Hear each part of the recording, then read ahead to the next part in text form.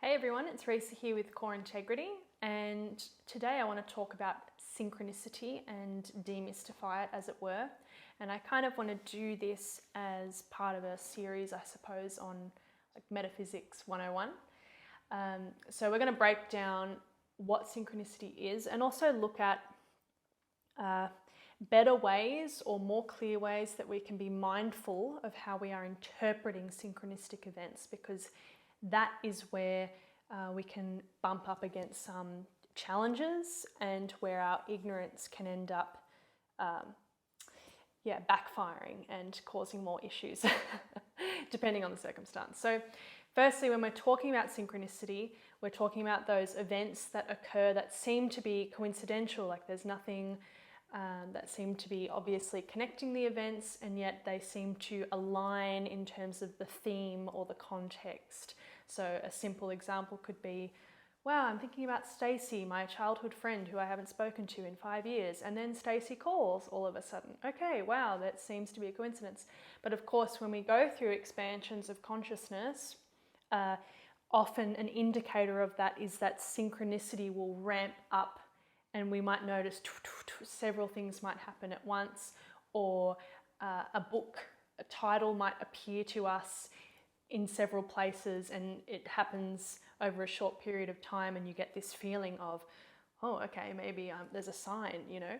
So this is basically synchronicity, right? And likely if you're watching this, you've already had some experience of it in one way or another. So from a broader spiritual, metaphysical perspective, when we're looking at reality, and we're sort of backing up a few steps here, but this is like so we can really understand what it is. The notion that we're all one. Everything is part of this greater unity. Nothing is disconnected. Everything is part of this ecology of existence, and not just in an organic sense, like an actual, a naturally occurring ecological environment, like something in nature, but right down to things at a subatomic level as well. So that means even, you know, this man-made couch is me to some extent. There's a greater, more subtle energetic field of reality, and all of it's part of this one body of existence, yeah?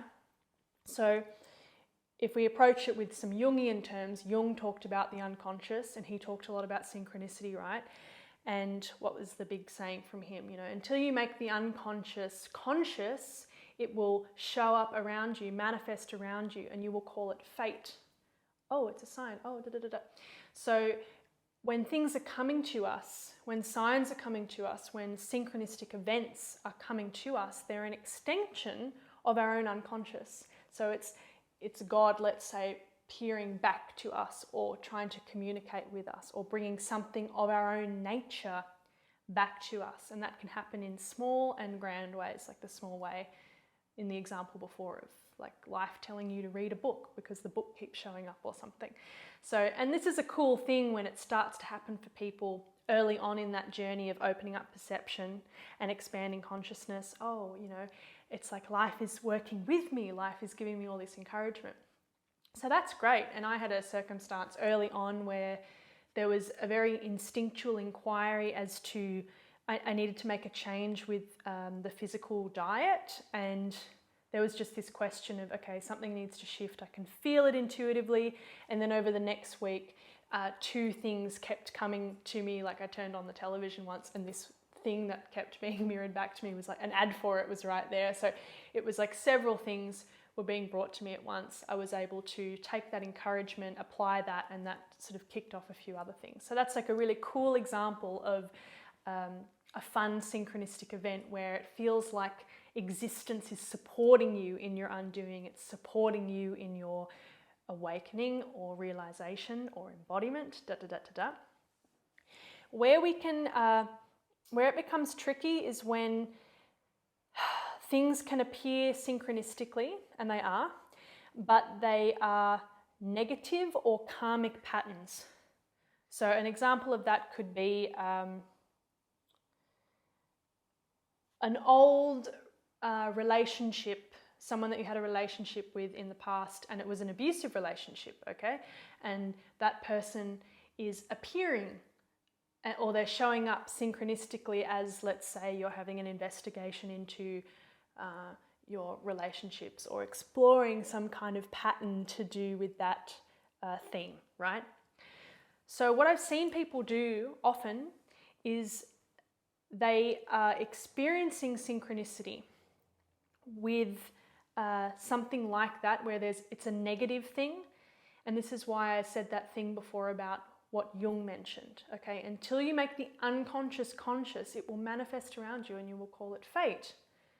So that can mean just as much that things that are happening synchronistically are part of your unconscious, bringing you back something of a wounded aspect of your nature, of an untouched trauma in your body, in your psyche, something that hasn't yet been brought into consciousness, and that can appear externally as well.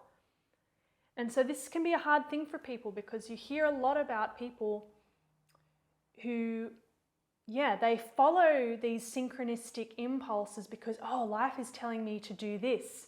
Life is telling me to get with this person because this event, this book, this individual keeps showing up, and there's all of this synchronicity around it. But that might not actually be what life is wanting you to do.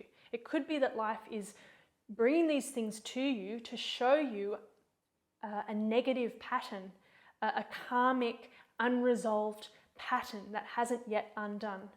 Now, of course, there can be an intelligence to playing out those dynamics a little bit more. Let's say you get back into the relationship with the abusive person, and then, you get that lesson again. Oh, actually, the reason why this person showed up is because I was trying to resolve this wound of feeling unworthy. Oh, and that was in my unconscious. And because I hadn't touched that wound, it didn't come up to consciousness to be healed.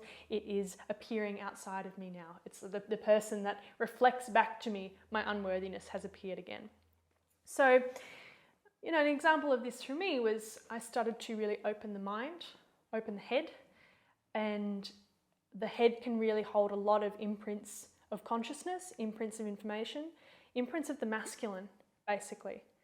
And I had this big shift into the head where a lot of interesting physical phenomena showed up. And then over that week, I had several different men from my past that I had different kinds of dynamics with, friendships, some platonic, some like ex-lovers, this sort of thing. And they all came to me within a week, messaging me out of the blue, right? But, it wasn't that I was meant to go and engage with all these people. It was just that I'm activating some patterning in my individual consciousness, in my body space, in my psyche, and this is starting to unravel and reshape. And that bending and shifting and clearing out is showing up as these different angles appearing externally to me, right? So it's just an important point to keep in mind that just because something is showing up recurringly, or just because there's a lot of synchronicity around someone or something, it doesn't necessarily mean life wants you to go and engage with it. There has to be a bit more investigation and responsibility so that you're really okay, what is this that's showing up externally? And as you mature through that process and you get more and more in tune with your own processes and your own conditioning, it becomes much more, it becomes a lot easier to recognize when something is showing up as a dharmic reflection, this is a cool reflection coming in that's showing up as a reflection of my coming into a deeper unity with myself. Oh yeah, cool. And it's that right opportunity comes in, or the right person that wants to come and work with you, or a really aligned relationship with someone, whatever it is, yeah? So, you just get better and more refined at sensing what those things are versus something that's, this is coming up because I'm clearing out this pattern. And maybe there is some need to engage with that. It's really different for every individual, and there really is no one that can tell you what to do.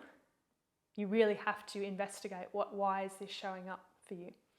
So I guess that's a pretty good summary of synchronicity. yeah, the main thing is that we don't get caught up in projecting meaning or making meaning out of something that might not necessarily be true. We don't want to just take a synchronistic event and say, oh, it must be this. Well, is it that?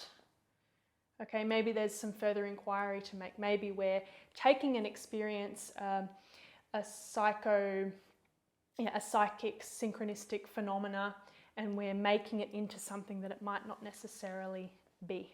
Okay, and sometimes we go through tests, and you know, the relationship one is a really good example of that. Let's say you've been in codependent relationships and you're going through that healing.